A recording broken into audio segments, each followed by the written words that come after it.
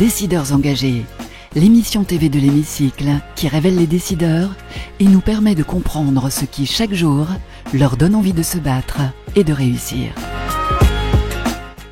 Bienvenue dans On se dit tout, l'émission des décideurs engagés sur l'Hémicycle TV. Et aujourd'hui, j'ai le plaisir de recevoir Olivier Brouran. Bonjour Olivier Brouran.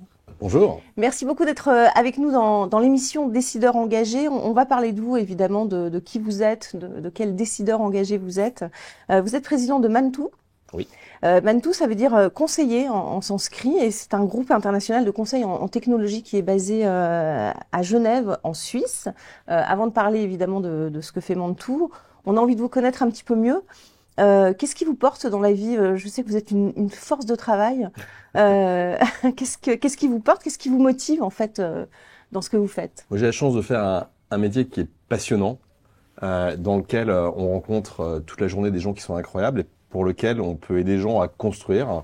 Et moi, ce qui m'éclate, ce qui me plaît, ce qui m'anime, c'est de voir des gens grandir. On a une culture chez Mantoux où on recrute des gens assez jeunes, qu'on fait évoluer.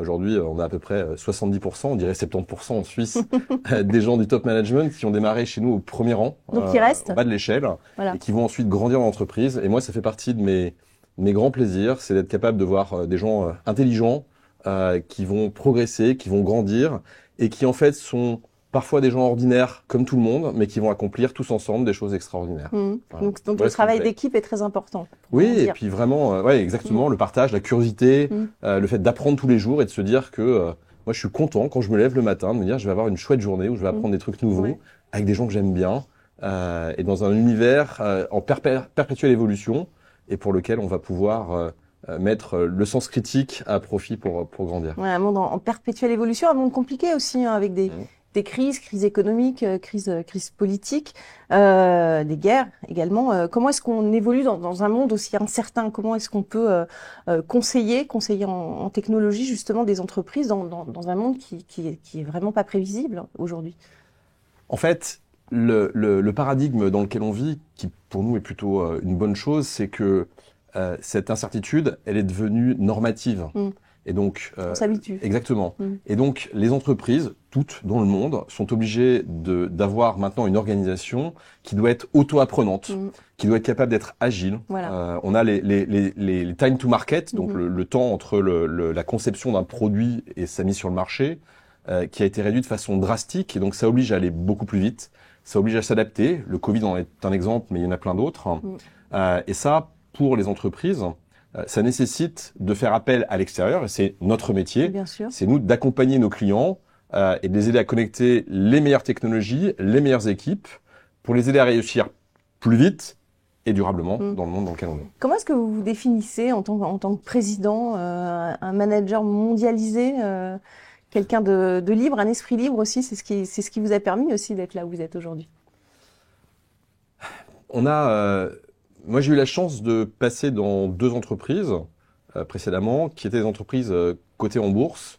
Et l'indépendance a été mise au cœur des valeurs du groupe, parce qu'en fait, on a envie de construire une aventure qui soit une aventure durable, une aventure qui va qui va perdurer, et où l'intérêt, on a remis l'intérêt suprême de l'entreprise au cœur de l'entreprise.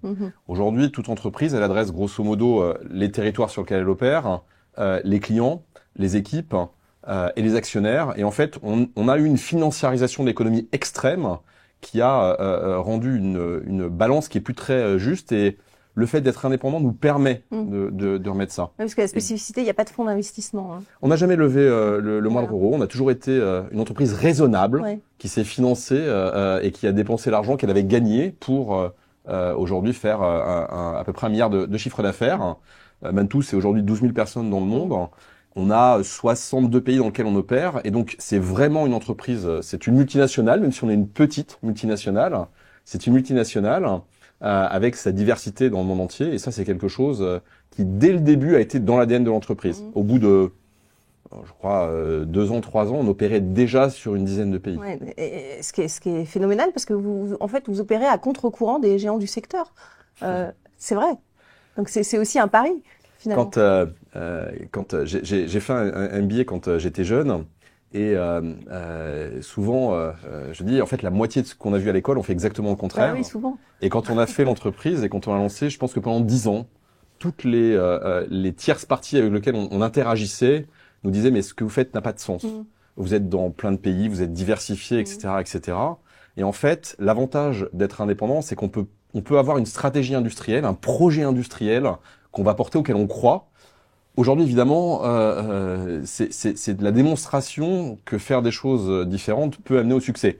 Après, il faut aussi avoir une organisation dans laquelle les gens sont capables de dire ça c'est différent, mais c'est une bêtise. Donc, il ne faut pas le faire. Il faut adhérer aussi, bien sûr. Et puis aussi, et aussi d'arriver à avoir des équipes capables de dire non pour challenger, parce que de temps en temps, on a l'idée que ça peut être très différent, une bonne idée, ça ne l'est pas. Et vous portez des missions dont les gros cabinets ne voulaient pas, par exemple, parce que ça coûtait trop cher, parce que c'était trop risqué, trop complexe. Ça aussi, ça a été un facteur de réussite. Alors aujourd'hui, en fait, la spécificité de Mantoux, effectivement, c'est que on couvre l'ensemble des métiers du conseil dans le monde. Et donc ça démarre, on a 4 practices globalement. Ça démarre par le conseil aux dirigeants, l'accompagnement sur la raison d'être, passer entreprise à mission, définir son fonctionnement, son organisation, en passant par la transformation digitale, très important. ici, donc qui est effectivement comment on accompagne un client dans sa digitalisation, mais c'est aussi la transformation technologique et industrielle, et donc là on va travailler sur les sciences de l'ingénieur avec nos clients, la transformation aussi, le marketing digital, et notamment au travers de la réalité virtuelle. On est aujourd'hui un des gros partenaires, notamment d'Apple, dans la conception d'expériences en réalité virtuelle pour nos clients. L'intelligence artificielle, j'imagine. Exactement. Alors l'intelligence artificielle, elle est à la fois au cœur de l'organisation chez nous. On a toujours été très précurseur du sujet. On est notamment actionnaire de Mistral, .ai, qui est un joli fleuron de l'économie européenne et qui va continuer. Et puis on l'a intégré nous dans notre ADN. Nous, on a toujours un ADN qui est comment est-ce qu'on fait d'abord quelque chose pour nous avant d'aider nos clients à le faire. Ouais, donc on l'expérimente. Exactement. De cette façon. Exactement. J'ai toujours pris un exemple, mais qui va sur les AI. Moi aujourd'hui, je m'en sers tous les jours. Nos équipes s'en servent tous les jours. On a aujourd'hui 76% de nos équipes qui utilisent les AI au quotidien. Et en fait, quand on en parle à nos clients, je leur dis voilà, je peux vous montrer ce que nous on fait avec parce que je le fais. Voilà. Exactement comme ça fait 17 ans que l'on travaille en remote. L'organisation a été pensée comme ça pour être mondiale. On n'a pas découvert ça il y a 3 ans. Et donc, quand c'est dans les racines de l'entreprise, c'est quelque chose, comme la culture d'ailleurs, c'est quelque chose qui va pouvoir grandir avec elle. Vous dites que demain est humain. C'est un des slogans de Mantoux. Oui. Avec l'IA, on peut en douter. Comment est-ce que demain... Au contraire. Ouais. Au contraire. Alors expliquez-nous comment demain peut être humain. Mais parce que justement, ce qui est sûr, c'est que l'IA remplacera sans hésitation les gens qui n'utilisent pas l'IA. En revanche, les gens qui utilisent l'IA vont pouvoir, et c'est déjà le cas aujourd'hui, on le constate, remplacer un certain nombre de sujets, de tâches qui ont une valeur ajoutée qui est faible, répétitive, mais il va toujours falloir quelque chose. Hier, on discutait justement avec l'un des pontes de l'IA en Europe, on discutait du fait que même si aujourd'hui on est capable de concevoir un robot conversationnel avec l'IA, on est capable d'avoir du speech to text et du text to speech. En revanche, ce que l'IA n'arrive pas à faire, c'est de voir par exemple le sourire que vous êtes en train de faire ici. Qu'est-ce qu'il veut dire, de prendre l'humour, le cynisme et tout ce qui est non-verbal. Et donc en fait, on va avoir des outils qui vont nous permettre d'être meilleurs. On peut lui apprendre peut-être à sourire, mais bon, ça reste. Il restera, nous on croit, au contraire, on croit que ce qui fera demain vraiment la différence, c'est encore et toujours la capacité de l'humain à faire cette petite chose très différente. En revanche, on va augmenter nos capacités pour pouvoir faire mieux, plus de choses, de façon plus intéressante. Et moi, je crois que c'est un progrès qui nous aidera tous à être meilleurs et avoir une société meilleure, quels que soient aussi les secteurs. Si on prend la santé, prendre le meilleur de l'IA au service de l'humain. Exactement. Mantoux est à la fois une machine à recruter. Comment vous faites dans ces secteurs qui sont aussi sous tension finalement, et comment vous faites aussi pour embarquer vos collaborateurs dans toutes ces valeurs que vous défendez? Je crois au cœur de tout ça, il y a la confiance. On a toujours eu dans cet ADN. Quand on est dans 62 pays, en fait, on est obligé de faire confiance. C'est un petit peu comme on a le de football en ce moment dans une équipe de foot. Celui qui est meneur de jeu, il peut pas non plus être buteur et gardien.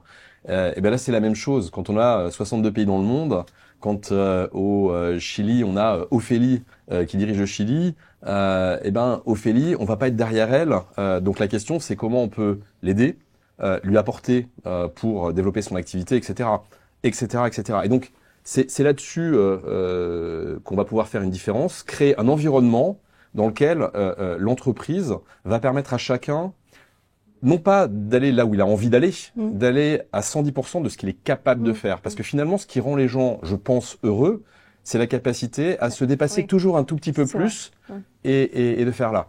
Pour certains, ça voudra dire être dirigeant d'une entreprise chez nous. Pour d'autres, ça voudra dire être responsable d'un service. Et en fait, c'est comment on amène les gens au mieux de ce qu'ils peuvent faire. Et c'est valable pour moi aussi, en tant que dirigeant. Il y a une partie de tâche sur laquelle je ne suis plus ou je ne serai plus la bonne personne et auquel cas, quelqu'un d'autre la fera, et c'est très bien comme ça. Donc il faut être positif.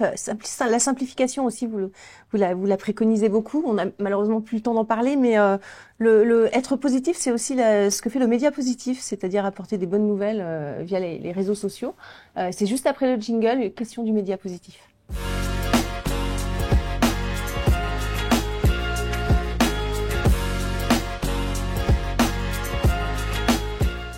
La question du média positif, la question que vous avez choisie, c'est celle-ci. Quelles sont les valeurs qui représentent le plus votre entreprise et comment concrètement elles se traduisent chez Mantoux?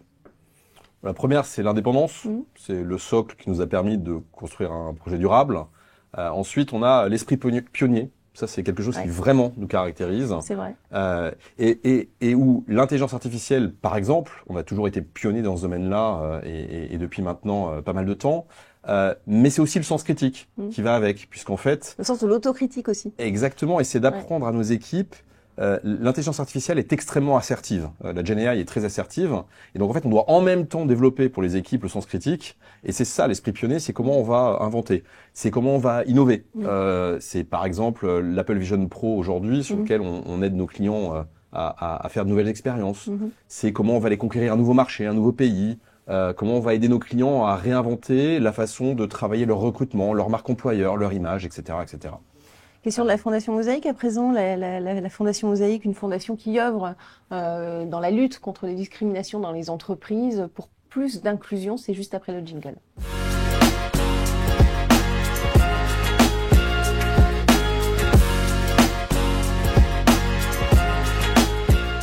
La question de la Fondation Mosaïque, quelles actions concrètes vous avez initiées au sein de Mantoux justement pour plus de diversité au sein de votre organisation? Alors, Mantoux, par nature, c'est une entreprise internationale, 115 nationalités, 62 pays.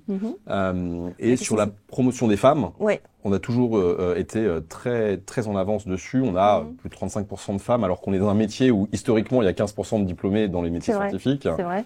Sur mon fonds de venture, on a 32% de femmes que l'on soutient. Et ce qui est extrêmement intéressant, c'est qu'on s'est rendu compte que les femmes ont des talents extrêmement forts dans le domaine managérial, mais si à l'entrée on a 50% de femmes, si on n'aide pas à les faire grandir, en haut du management, on se retrouve avec 30%. Et donc, on a dû travailler sur ce genre de choses. On a un programme aussi qui s'appelle par exemple Coding Queendom en Amérique du Sud, où on prend des femmes issues de milieux défavorisés, que l'on fait rentrer dans les filières scientifiques. Aujourd'hui, on a plus d'une dizaine comme ça qu'on a formé. Donc au niveau des écoles, très bien. Et qu'on va aller chercher dans les lieux. Exactement. Et ça fonctionne. Ça fonctionne. Ça fonctionne même très bien. Les clients sont très contents aussi, nos équipes, et on les accompagne sur le terrain. On fait ça, je crois, en Colombie. Et comment peut-on, par exemple en France, inciter les femmes à aller davantage vers ces filières justement, parce que ça commence très tôt. On le voit à travers votre exemple en Amérique du Sud. Qu'est-ce qu'il faudrait en France pour améliorer justement cette parité homme-femme dans ces milieux du conseil où elles sont encore trop peu nombreuses finalement à accéder aux postes à responsabilité? Moi, je pense que quel que soit le secteur, quel que soit le pays, par ailleurs, c'est la France et les autres pays aussi, en fait, il y a une question de rôle modèle.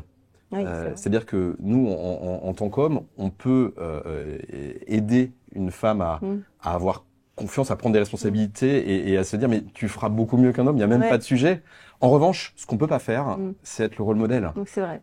De même que on peut pas accompagner une femme qui va avoir son premier enfant, on peut lui parler de choses, mais je l'ai pas vécu, je peux pas l'aider. Et donc c'est la même chose, c'est comment on va avoir des rôles modèles dans le domaine scientifique, dans le domaine d'éducation, qui vont pouvoir les aider, les accompagner. Et c'est un vrai enjeu en tant qu'entreprise. Et on a chez nous Constance, Névoret qui dirige Little Big Connection, qui est un super rôle modèle et un super exemple, mais on en a besoin de beaucoup pour pouvoir inciter les gens à se dire c'est possible, voilà, c'est possible, exactement. C'est ce qu'on fait ici. D'ailleurs, on a beaucoup de femmes qui viennent dans Décideurs engagés pour nous parler de leur parcours exceptionnel.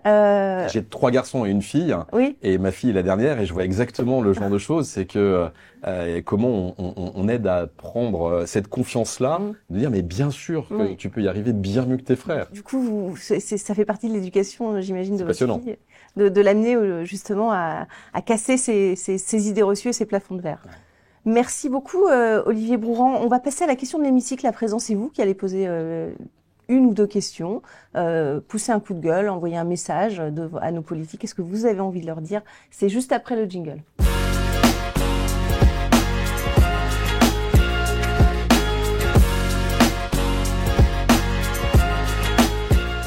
La question de l'hémicycle, qu'est-ce que vous avez envie de leur dire à ces hommes politiques, à ces personnes qui nous gouvernent aujourd'hui? Vous avez 1 à 2 minutes pour le faire et c'est face caméra, droit dans les yeux. C'est à vous. En fait, quels que soient les pays, quels que soient les gouvernements, la question que j'ai envie de poser, c'est comment pouvez-vous enfin nous aider à supprimer le papier en Europe? On a des pays en Europe qui ont digitalisé 100% de leur économie et on a des pays où le niveau d'administratif papier est délirant. Et pour une entreprise qui veut digitaliser, pour une entreprise moderne, c'est une nécessité absolue. Aujourd'hui, on a des situations ubuesques dans certains pays. Par exemple, on va recevoir des factures avec un QR code extrêmement efficace pour payer, et on reçoit ces factures, par exemple, en papier. Et dans d'autres pays, on va retrouver des situations où on a des dizaines et des dizaines de documents qui arrivent encore en papier. C'est le cas de la France, c'est le cas d'autres pays. Moi, la question que j'ai, c'est qu'est-ce que vous pouvez faire pour enfin faire en sorte que l'on puisse travailler de façon efficace sur ce sujet-là. Le message est passé, légiférer peut-être pour interdire le papier dans certaines pratiques, sachant que les PV, vous les recevez en 3 exemplaires avec ce fameux QR code encore par la poste. Voilà, donc c'était une petite parenthèse. Merci beaucoup en tout cas, Olivier Brouran, d'avoir participé à notre émission Décideurs engagés. Merci on se dit beaucoup. tout. Merci à vous pour votre fidélité et on se retrouve évidemment très très vite pour un prochain numéro. Décideurs engagés, l'émission TV de l'hémicycle qui révèle les décideurs et nous permet de comprendre ce qui chaque jour leur donne envie de se battre et de réussir.